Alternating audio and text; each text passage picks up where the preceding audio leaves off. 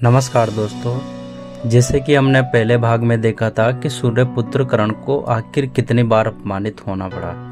वो शिक्षा प्राप्त करने के लिए द्रोणाचार्य के पास गए तो उन्होंने सूतपुत्र कहकर उन्हें शिक्षा देने से मना कर दिया। इसके बाद वो ब्राह्मण का रूप धारण करके परशुराम जी के पास गए। परशुराम जी ने उन्हें शिक्षा तो दे दी, लेकिन जब उन्हें पता चला कि कर्ण एक सूतपुत्र है तो उन्होंने कर्ण को श्राप दे दिया। और उनके श्राप के बाद जब गुस्सा शांत हुआ तो फिर उन्होंने कर्ण को विजय धनुष भी दिया और कहा कि जब तक तेरे हाथ में ये विजय धनुष है तब तक तुझे कोई भी नहीं हरा पाएगा। और श्री कृष्ण भी कहते हैं कि अगर कर्ण के पास विजय धनुष है तब तक उससे कोई भी नहीं हरा सकता।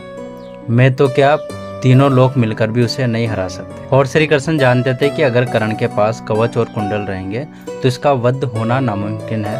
तो भगवान श्री कृष्ण इंद्र को बोलकर उसके कवच और कुंडल छीन लेते हैं और उसके बदले में जो इंद्र से कर्ण को वासवी शक्ति देते हैं तो उस वासवी शक्ति को कर्ण घटोत्कच के ऊपर खत्म कर देते हैं। तो दोस्तों, आगे की कहानी पर आते हैं। तो दोस्तों, अब भाग 2 शुरू करते हैं। दोस्तों, सूर्य देव के आशीर्वाद से कर्ण का जन्म दिव्य कवच और कुंडलों के साथ हुआ था।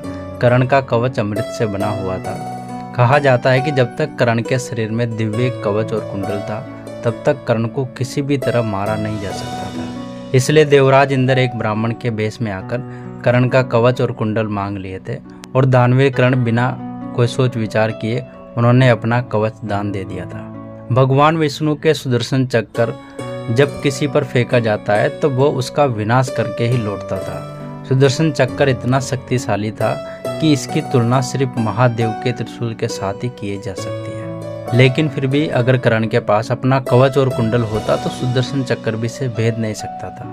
यह स्वयं भगवान श्री कृष्ण ने महाभारत में कहा था कि घटोत्कच की मृत्यु के बाद जब सारे पांडव दुखी थे तब भगवान श्री कृष्ण खुशी से नाच रहे थे। यह देखकर जब अर्जुन ने श्री कृष्ण से इसका कारण पूछा तो श्री कृष्ण कहने लगे, इंद्र की दी हुई शक्ति को कर्ण ने घटोत्कच पर नष्ट कर दिया है, इसलिए कर्ण युद्ध में मारा गया। यह तुम समझ लो।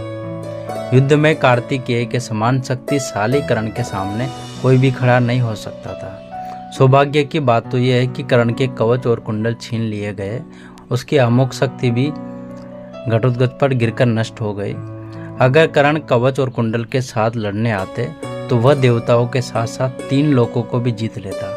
कर्ण को मारने का सिर्फ एक ही उपाय है, जब उसके रथ का पहिया धरती में धंस जाएगा, वह असावधान हो जाएगा, तब तुम मेरे संकेत के अनुसार सावधान होकर महारथी कर्ण को मार डालना।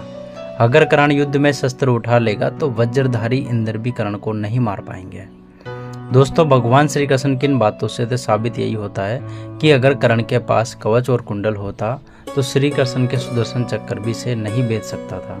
अब कुछ लोगों के मन में यह सवाल आ सकता है कि श्री कृष्ण तो परमात्मा थे, तो उनके सुदर्शन चक्र क्यों कर्ण के कवच को नहीं बेच सकता था। इसे समझाने के लिए आप लोगों को मैं एक कहानी सुनाता हूँ। तो दोस्तों, आपको ये कहानी मैं अगले भाग में बताऊँगा। अगर आपको वीडियो अच्छी लगी हो तो वीडियो को लाइक करें और कमेंट करके हमें ज़रूर बताएं कि आपको वीडियो कैसी लगी। और बेल आइकन को दबाना ना भूलें ताकि जैसे इसका अगला भाग आएगा तो उसका नोटिफिकेशन आप सबको सबसे पहले मिल सके।